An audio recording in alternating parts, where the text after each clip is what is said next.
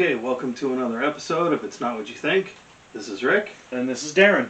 And this week we are covering the years 850 to 900 AD. Mm-hmm.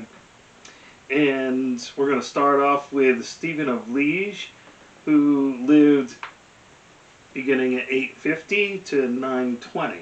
Yeah, so he was a what's called a hagiographer, so he was writing biographies on saints or other ecclesiastical leaders. He's also a composer. And that's effectively it. That's his entire biography. All right. He became bishop of Liege, which I think is in Metz. Mm-hmm. And where's Metz? I think somewhere in Germany. Okay. And he lived out the rest of his life as the bishop of that particular church. I forget which exactly it was called. Right. And was writing music in the traditional modes that we've come already to explore since the Greeks. Mm-hmm. Okay. So not a lot is known about him. No, not too much. He wrote. I mean, he's written some pieces that we have today. Yeah. Particularly the one is on the Feast of the Holy Trinity, I think it's called. But yeah, nothing. Well, I have actually a whole album of stuff that he's written, so why don't we give some of it a listen? Yeah, let's do that. Gloria tibi Trinitas, et alis una Deitas, et ante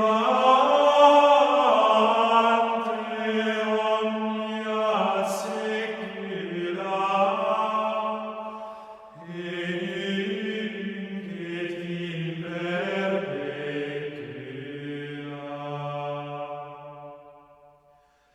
Confideantur tibi Domine omnia opera tua,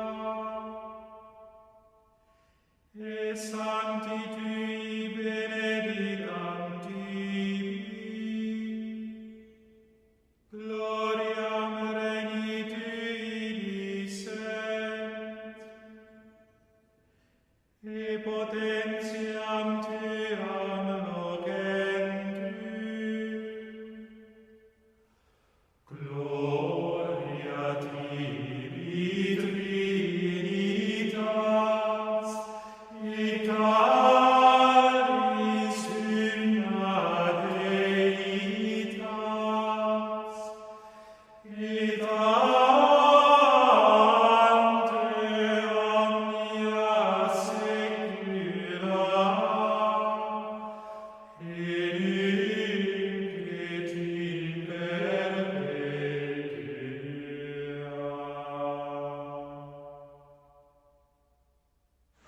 All right, so we just listened to an antiphon of Gloria that is sung during Vespers. So Yes. It's called in Vespers Antiphon of Gloria. Yeah. And I really liked it. I mean, it's not exciting. It's not something you want to share with your friends, but just sitting here listening to it had a real nice flow to it. I thought the same. The Yeah. melody was nice. It wasn't your traditional sort of Gregorian chant. It had a real flowy melody, like you said. Yeah. And I feel like I guess just basically the melody. Mm-hmm. I mean, it was just a more unique sound of the notes that he was using. Yeah. As opposed to the traditional. So it almost sounded in a way a mesh between Ambrosian and Gregorian. Mm-hmm. But I also like that it was short, so it doesn't drag on like the Ambrosians tend to. Right. Yeah. But I think for Stephen of Liege, he was writing really for utility. Mm-hmm. What we listened to was probably sung by priests, and indeed it probably was Right. during these types of holy rituals. Right. I agree. So, but it was nice. I thought it was very nice. Well, I bet you're going to get more nice stuff from him. Let's listen to another piece. Okay. Quis Deus maius, sicut Deus noster,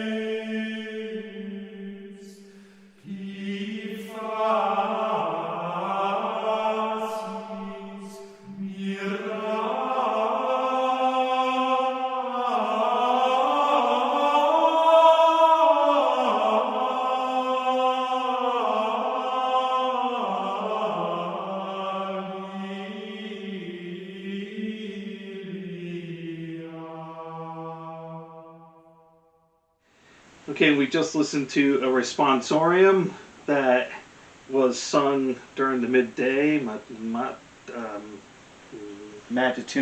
Thank you. Matutinum. It took me a while to say it. I know. And it was called Te Deus Magnus, which just translates as... Well, it's literally who is the great God. Mm-hmm. But I'm not sure that would be what the common translation would be. So it would be something like... actually, it probably is something like who is God and in His greatness. Mm-hmm. And the responsory or responsorium is the choir responding to the soloist. Right. And so I think maybe the soloist says, "Who is God?" and then they respond, "He is God in the highest," or something like that. And, very long melismas in this particular one. I noticed too. There was one in particular that stretched on for like what sounded like a couple of movements of of the note. And he really got high too. Yeah.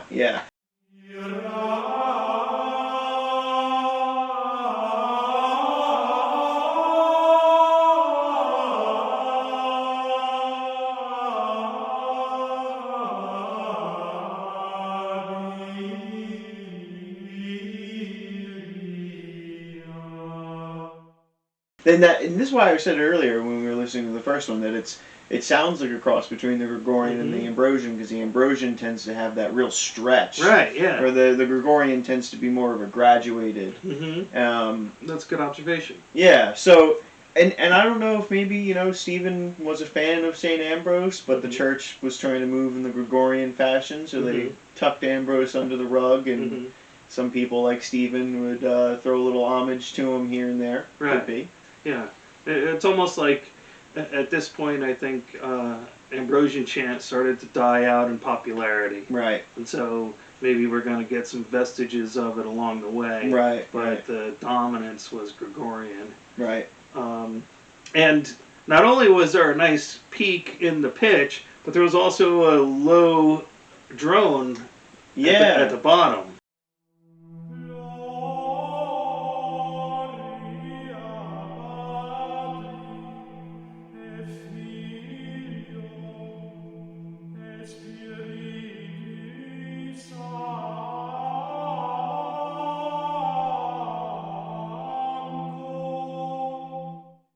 Yeah, and interestingly, it sounded like when the choir cut out, that the choir sort of became the drone. Yeah.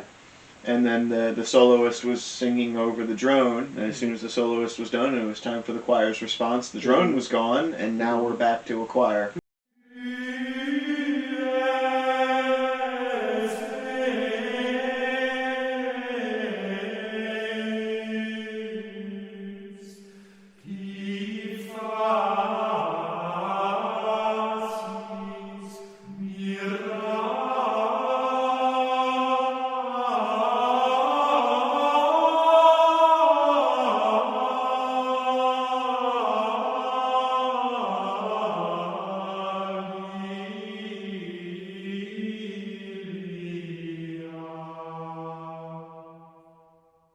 Which I thought was very nice. I thought it was interesting. I don't know what the symbolism there that he's trying to convey. Yeah, I'm not 100% sure either. Right, if like the soloist, and if I don't know the lyrics, of course, but I don't know if perhaps the soloist is saying who is the God, and that's you brought up the image earlier of a dove speaking into, and it's supposed to represent the Holy Spirit. Perhaps the drone is supposed to represent the Holy Spirit speaking through the soloist. Oh, right, yeah. Could be. Yeah, sure, I like that. Just an observation. But otherwise, I thought that this was a nice piece as well.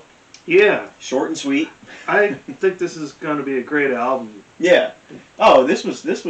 Trust me, when this album dropped back in 870 or whatever, the monks were probably going crazy. Oh yeah, it sold billions of copies, and I think double platinum. They went double platinum. Yeah. They commemorated it with their own double beer from the monastery. Right, the double buck. With the double buck. Exactly. Uh-huh. But yeah, no, and I do think though that you know, you and I have both already come to the conclusion that what Stephen was doing is different than what a lot of the other Gregorian composers were doing. And so I do think that this was probably very well received. Chiefly among those that are fans, I think, of St. Ambrose, but also I think the monks at generally are probably pretty happy with what Stephen did here. Well, cool. Let's move on to another gentleman who is a saint, and he was born in 840, and he lived until 912, and his name is Nokter Balbulus. I mean, that is the most original name I've ever heard. Nokter, Nokter Balbulus. It's just, I don't know, it's just the way it fits in your mouth, comes across. He was a monk at the Abbey of St. Gall. He was a poet, a scholar, and a composer. Interesting. He is credited with the earliest biography of Charlemagne. Wow. And he also did a biography of St. Gall as well. And he's got we have a collection of his material that fits on an album as well. So he came out with an album. Let's find out if it's double platinum like Stevens. We'll see.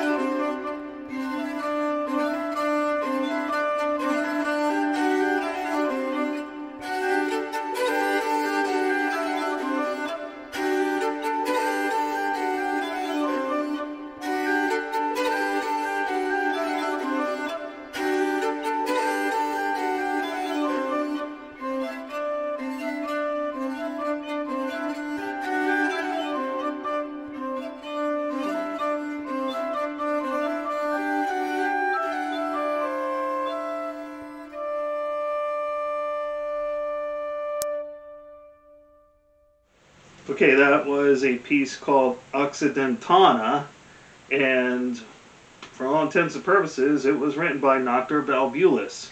And what a difference from anything we've heard in this century. Yeah, agreed. This is very advanced stuff, what he's written here. And I think it's even, as I was listening, I think it's the precursor to your traditional classical music, what he's doing. There's a lot of movements, a lot of instruments overlapping each other, or at least from my ears, it sounded like at least the two. Yeah, we heard a keyboard instrument and some sort of a string, possibly a viol. In the medieval times, it had viols. Yeah, but very rhythmic melody. Which was interesting. And just different. I mean, it was an instrumental piece, Mhm. and there's no chanting, which is the Yeah. traditional form of music. Right. Which he's got plenty of, so we're gonna catch some of that. But this I think, because the Carolingian era, I think, kind of brought this on. Mhm. And if he was a biographer of Charlemagne, Mm-hmm. it stands to reason he may have been familiar with the music that was listened to at court, Mm-hmm. which is probably similar to this. Right. As opposed to the traditional ecclesiastical music, which is Yeah. the chanting. And the monks were one of the few who wrote down the music, and so it makes sense that he would have wrote down something that he wrote, even if it was for a different occasion. Exactly. Yeah. Exactly. Yeah, that makes sense. Well, I thought it was pretty cool, though. I thought it was great. It was like a breath of fresh air from all You the took the chanting Took the words out of my we've mouth. heard and going to hear, you know? Mm-hmm. So, okay, we got that little jolt of rejuvenation, and now we'll go back to some chanting. Okay. Natus ante secula Dei Filius invisibilis in terminus, per quem fit magna celiat terrem maris et in viste gentium, per quem dies et ore labat deceliterum reciproca, quem mangeni in arce coli voce consona semper cadunt, I corpus assuns erat fragile, sine labe originalis criminis, e carne Mariae virginis, quo primi parentis culpam eve lasciviam tergeret, hoc presens diegula loquitur elucidat octa longitudine, quod solvirus radius lui, luminis vetustas mundi depulerit finitus tenebras.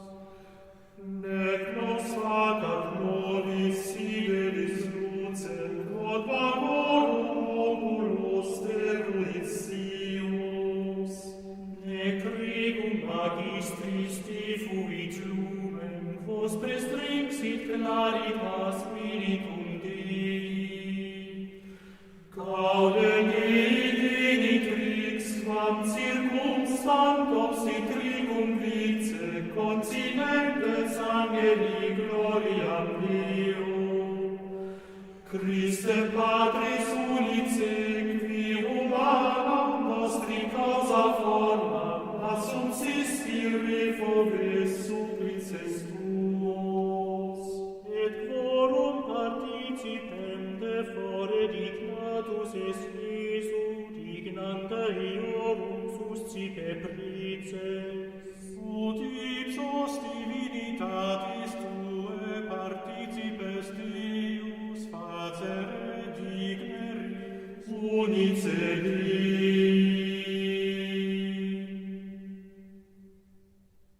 Okay, that was a chant by Nokter Balbulus, Natus ante secula. Hmm. And it translates as born before the world. Comments? Again, I think he's writing some complex stuff. Yeah. Another rhythmic melody. Yeah, it was very complex. Yeah. I found it to be. It's I mean, it's a chant, so it's traditional in the style of the time, and Mhm. He's starting to break away though, and I don't know, just one thing that I noticed was there were little grace notes that I've never heard in chanting before, like ah na na na. Per quem fit magna celiat terrem maris et in viste gentium. And so there's this little like fast note at the top that he slides into in the bottom. Yeah. And that's something that we haven't encountered in chants before. And it sounded to me like, so it generally with chants, it tends to sound mostly like quarter notes, half notes, and whole Right. notes. Yeah. It sounds like here he's got a lot of eighth notes. And grace notes. Yeah, and there's grace notes which might even be in the 16ths. Mhm. So he's breaking notes down further Yeah. than what they otherwise were at the time. I agree. More traditionally, anyway. Mm-hmm. Which is cool because it ends up being more rhythmic. Mm-hmm. When you end up adding more notes and more syllables and more items to add to the melody, Right. you end up getting this sort of jumpy rhythm, which is what Mhm. we saw in the instrumental piece. Mm-hmm. And again here, even though this is a chant. I wonder if he modeled some of his chants on the instrumental piece. I would bet that he was influenced pretty heavily by the secular music Right, at the right. time. Oh, Born Before the World, Natus ante secula. Mm. I mean, he's writing about secular. Maybe he's saying that music was born before the ecclesiastical music, and he's actually a scholar of ancient music in the Greek fashion. Or Born Before the World. I'm more inclined to think he's Talking about God. Yeah, sure. Yeah.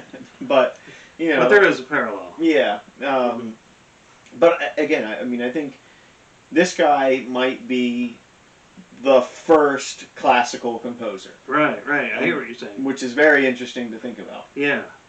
Well, the album contains a good portion of his compositions, and then also, since he was a monk at St. Gall, there were manuscripts at St. Gall with hymns written on them, and they're included on this album as well. So let's give a listen to one of those hymns and see how it compares to the music that Nokter was writing. Okay.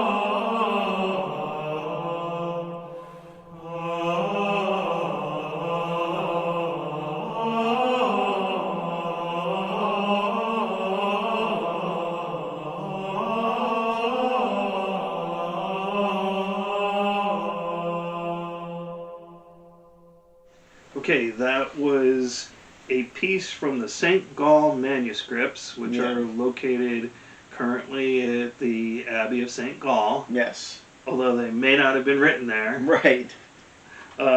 That piece was called Lustus ut Palma, which translates as wild as a palm tree. And so I expected some swaying. Yeah. Which I didn't really get, but I did get a lot of complexity again. Yes, I was just going to say, it seems that they're discovering eighth notes and their sort of drop notes that you were talking about earlier.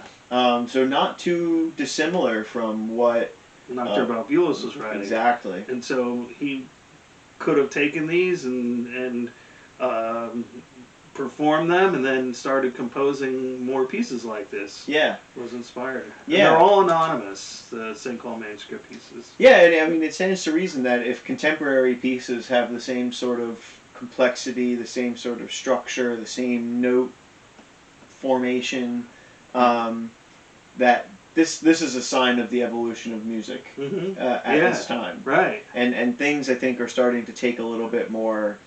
I think they're becoming more secular. Not in the sense that the music is becoming less ecclesiastical, but in the sense that they're taking their influence from the secular They're music. drawing off the secular, the common man. Exactly. And which means like folk songs. Exactly. And shandies and things like that, which is what musicians do now. Yep. They draw from folk songs and integrate other music into their own. Yeah, and I wonder, what the motivation was. If it's just, oh, this sounds nice, let's do that, or if it's, oh, this is what the common people are listening to, and maybe we should be drawing them in somehow. Yeah, I'm not sure what the motivation was. Yeah, I mean, I don't know. I'm not too familiar with the political landscape of the time, how intertwined the church was with traditional, like, feudal courts, if perhaps they were taking direction from kings at the time, or if it was the inverse, if the church was sort of driving the kings and the lords of the time. But it stands to reason that if it was that the lords were sort of driving the church, at this time, then they could have been the ones that said, commission us music that actually sounds like something we would play in court. And that certainly starts to happen later, so there's no reason why it shouldn't be happening now. Right. I just don't know who was in the driver's seat at this point in Europe, if it was the church or if it was the crown. So 900 AD. I'm guessing the church was at that Yeah, because point. I think the Crusades were about to start. Right. That brings us to the close of today's episode. We had two composers, Stephen of Liege and Nokter Balbulus, both within the time frame of 850 to 900. Yeah. And I thought they were two really cool composers. Definitely. I gotta say, I think after hearing Nokter Balbulus, I think that he probably was going double platinum. Stephen of Liege was probably trying to keep up. Yeah. But I don't think he reached platinum status. I'm pretty sure Nokter was putting out the hits. Because, I mean, if you listen to it, I mean...